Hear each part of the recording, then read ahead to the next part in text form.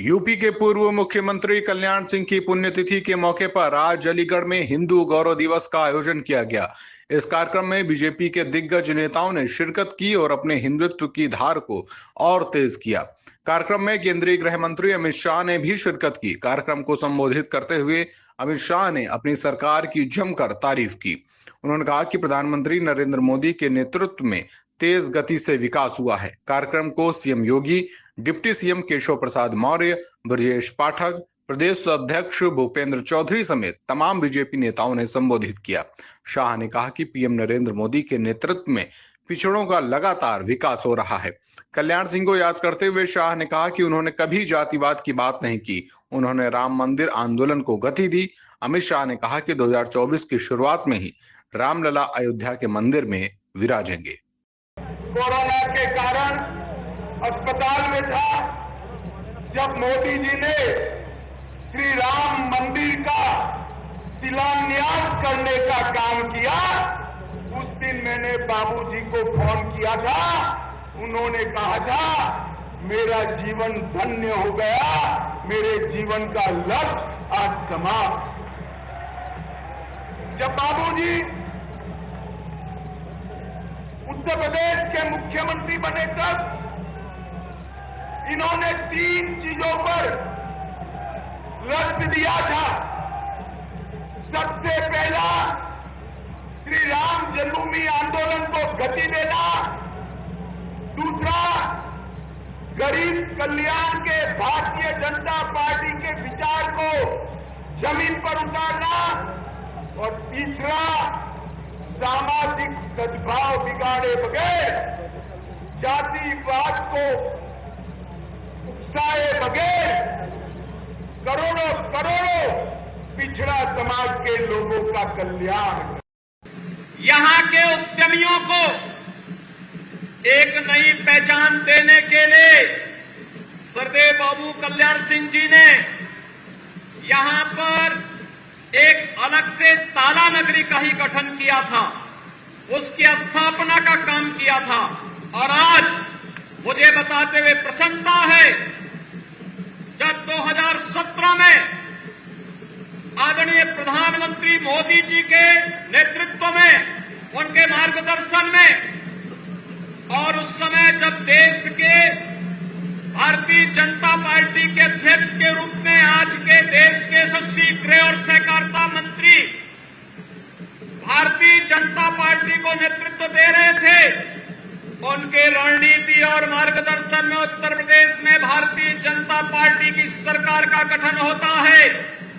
गठन के समय परंपरागत उद्यम को बढ़ावा देने के लिए प्रदेश के एमएसएमई सेक्टर को नई पहचान देने के लिए वन डिस्ट्रिक्ट वन प्रोडक्ट का जो कार्य हुआ था, आज अलीगढ़ की इस पहचान को भी वैश्विक मान्यता प्राप्त हो रही है।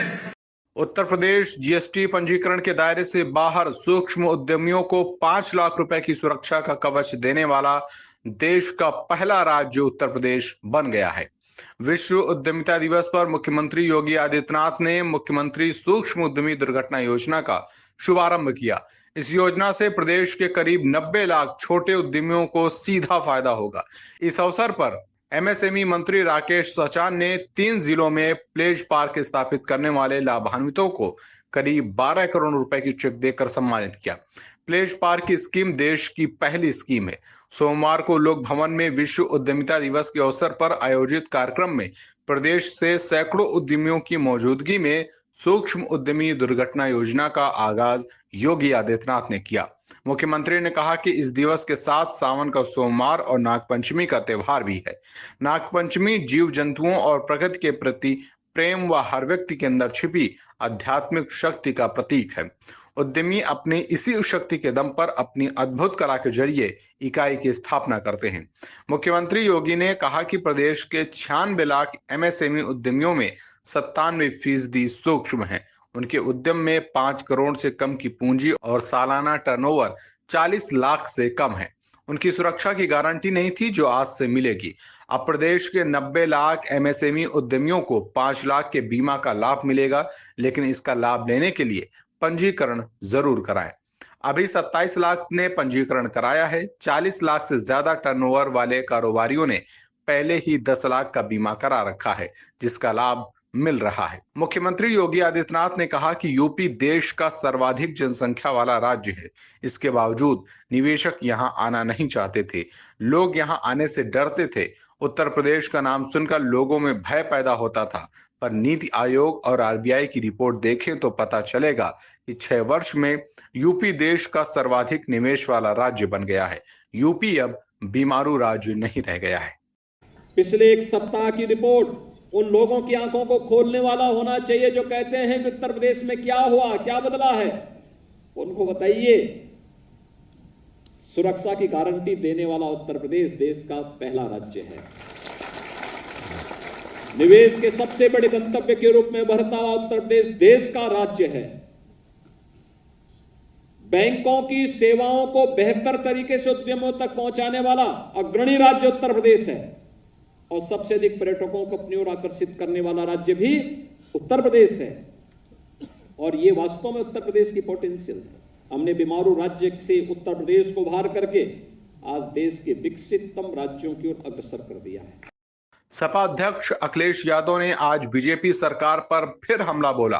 राजधानी लखनऊ के आईजीपी में पार्टी के कार्यक्रम में शिरकत करने पहुंचे अखिलेश यादव ने पत्रकारों के सवालों पर कहा कि हम किसके आंकड़े माने। उन्होंने कहा कि सरकार एक कंपनी को हायर करके झूठ को सच बनाना चाहती है। उन्होंने कहा कि एक अमेरिकी कंपनी को सरकार ने 300 करोड़ रुपए दिए हैं। उन्होंने आरोप लगाया कि उस कंपनी के प्रचार प्रसार के लिए मीडिया को बड़े बड़े पैकेज दिए जा रहे हैं। और इसके अलावा और दूसरे मुद्दों पर अखिलेश यादव ने बीजेपी सरकार का घेराव किया। नंबर 1 वो तो इसलिए है कि वो जो दुनिया का जो नंबर 1 देश है उसको 300 करोड़ देना उस कंपनी को, तो नंबर 1 तो है ही। किसने मना किया नंबर 1 नहीं है?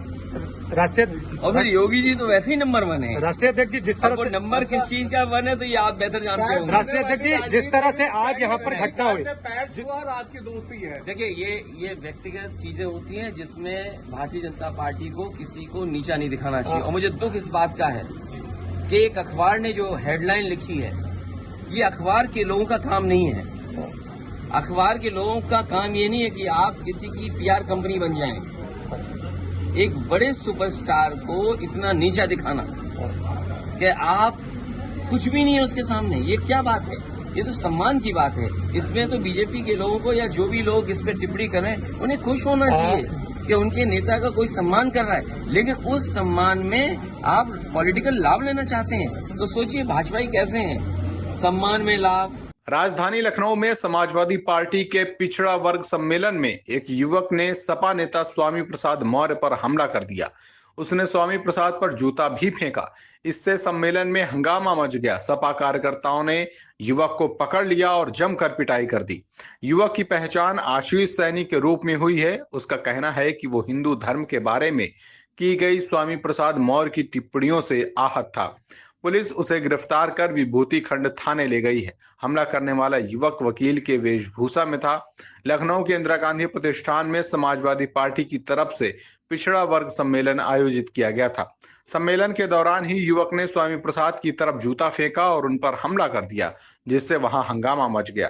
पुलिस ने युवक को गिरफ्तार कर लिया। उसे सपा कार्यकर्ताओं से बचाकर विभूति खंड ले आई है। मामले में पूछताछ की जा रही है। स्वामी प्रसाद मौर्य बीते कुछ समय से हिंदू धर्म को लेकर विवादित टिप्पणी कर रहे हैं, जिसके कारण वो सत्तारूढ़ दल भाजपा सहित कई धर्म गुरुओं के निशाने पर हैं।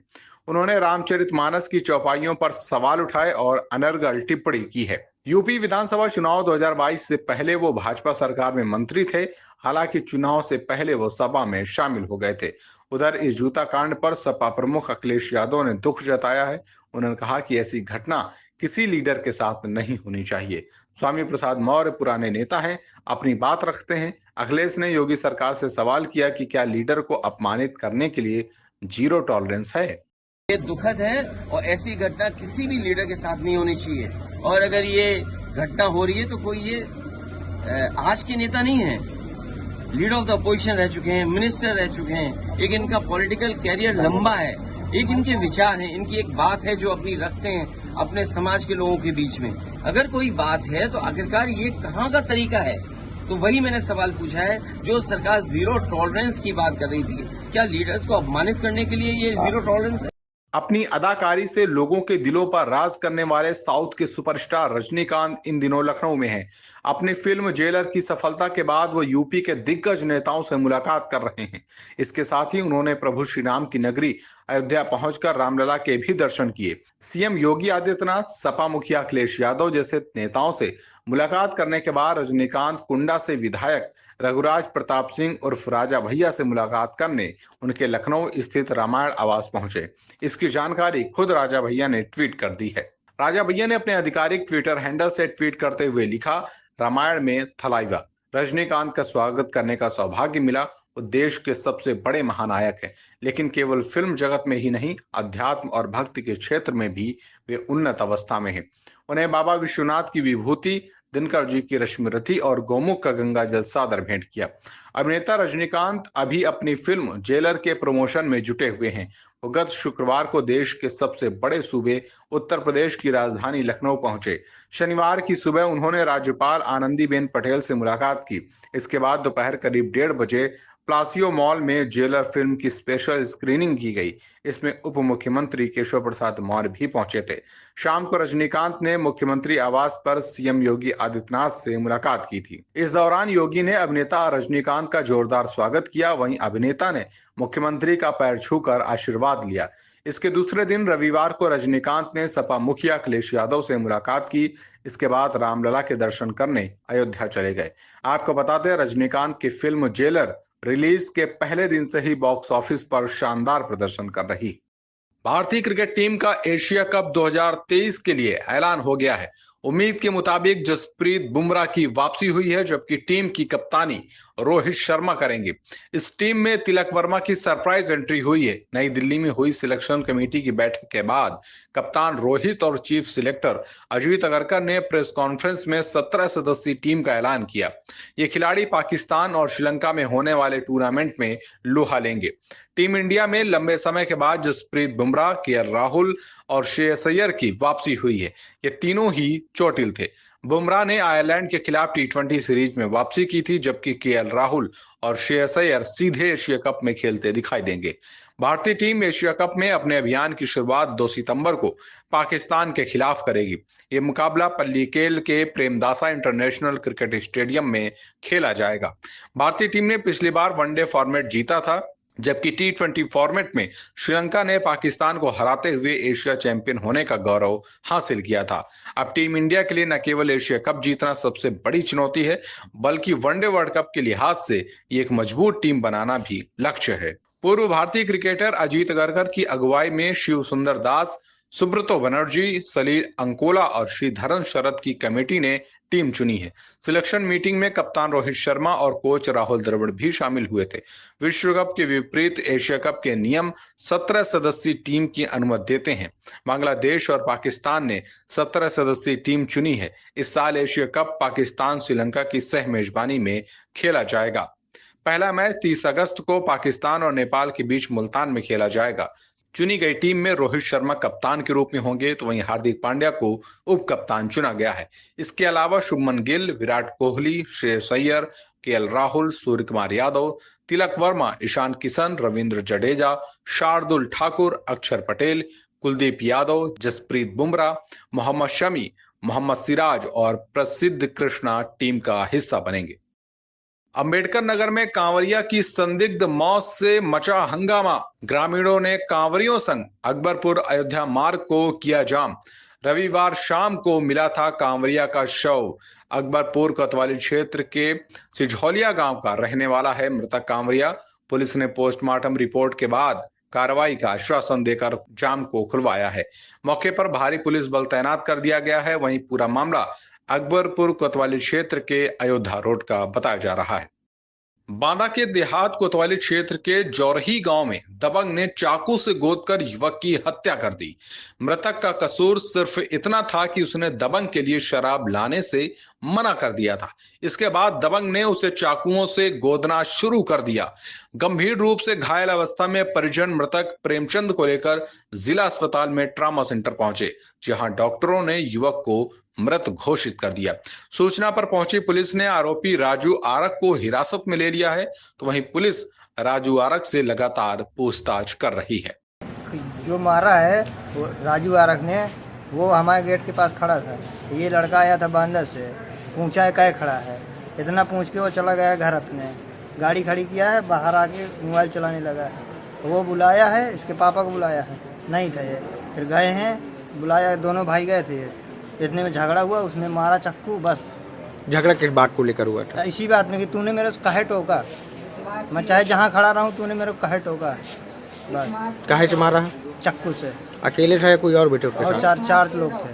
कौन थे 4 लोग? उसके पाप, ये था राजू आरक था, और रजवा नेता था, दयालु था, उसकी औरत थी। अच्छा, पूरा परिवार था उनका। काहे से मारा है? चाकू से। चाकू से।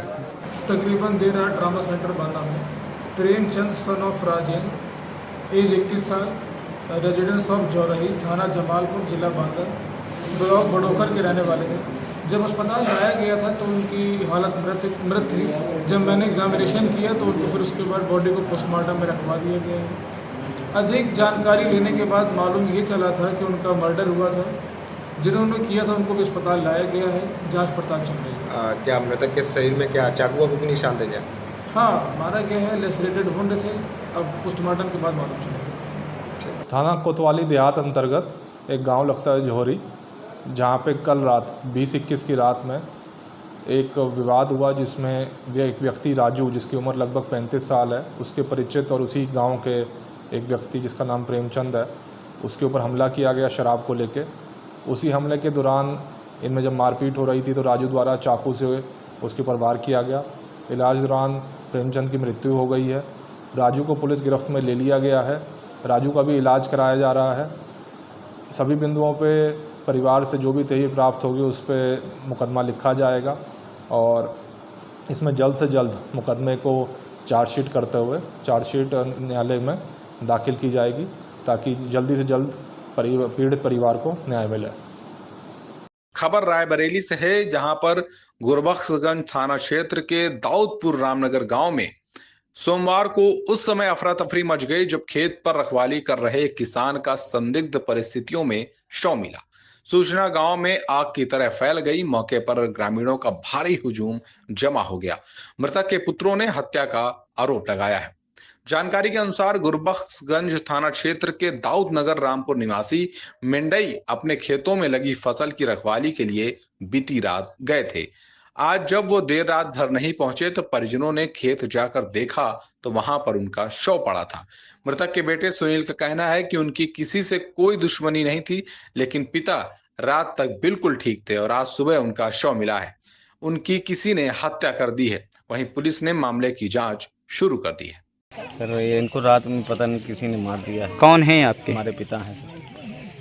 किसी को शक है किसी के ऊपर? सर किसी से लड़ाई भी नहीं हुई है, अब हम क्या बताएं किसके ऊपर शक करें। हमारे पिताजी को कोई मार दिया। शक है किसी के ऊपर? कौन है? नहीं, शक तो नहीं है। कराना है कि थाना गुरबख्शगंज के ग्राम रामनगर दाऊदपुर में सुशील कुमार ने यह सूचना दी कि मेरे पिताजी को किसी ने मार दिया है। इस सूचना पर तत्काल मैं क्षेत्राधिकारी साथ में एसओ गुरबख्शगंज, मैं फोर्स एवं फोरेंसिक टीम के साथ घटनास्थल पर आए। घटनास्थल का निरीक्षण किया गया। मृत्यु का सही कारण जानने के लिए पीएम की कार्रवाई करते हुए पोस्टमार्टम के लिए बॉडी को भेजा जा रहा है। लाइन ऑर्डर की कोई समस्या नहीं है। कांग्रेस पार्टी के वरिष्ठ नेता एवं कांग्रेस ब्लॉक प्रमुख अध्यक्ष प्रतापपुर कमेचा को किसी अज्ञात वाहन ने जोरदार टक्कर मार दी है। इस टक्कर के चलते वरिष्ठ कांग्रेसी नेता गंभीर रूप से घायल हो गए हैं। आनन फानन में उन्हें सामुदायिक स्वास्थ्य केंद्र प्रतापपुर कमेचा ले जाया गया है, जहां प्राथमिक उपचार के बाद डॉक्टरों ने उन्हें जिला अस्पताल रेफर कर दिया है। कांग्रेस पार्टी के वरिष्ठ नेता एवं कांग्रेस ब्लॉक पूर्व अध्यक्ष प्रतापपुर कमेचा, जो कि 65 साल के हैं, लालता प्रसाद पाठक पुत्र भुल्लुर पाठक चांदा बाजार से शिवपुर मल्हीपुर स्थित अपने घर जा रहे थे। साइकिल सवार लालता प्रसाद पाठक बैती कला टोल प्लाजा के समीप पहुंचे ही थे कि लखनऊ वाराणसी राष्ट्रीय राजमार्ग के 4 लेन बाईपास पर किसी अज्ञात वाहन ने उन्हें जोरदार टक्कर मार दी। इस टक्कर के चलते लालता प्रसाद गंभीर रूप से घायल हो गए। आनन फानन में समाजसेवी बबलू खान द्वारा अन्य लोगों के सहयोग से निजी वाहन के माध्यम से लालता प्रसाद को सामुदायिक स्वास्थ्य केंद्र प्रतापपुर कमेचा ले जाया गया। इस दौरान ब्रजलाल, दिनेश पाठक, ओम प्रकाश विश्वकर्मा समेत तमाम लोग वहां पर मौजूद रहे। वहीं डॉक्टरों के द्वारा लालता प्रसाद का प्राथमिक उपचार किया जा रहा है, लेकिन प्राथमिक उपचार के बाद भी स्थिति असामान्य होने के चलते डॉक्टरों ने उन्हें जिला अस्पताल रेफर कर दिया है।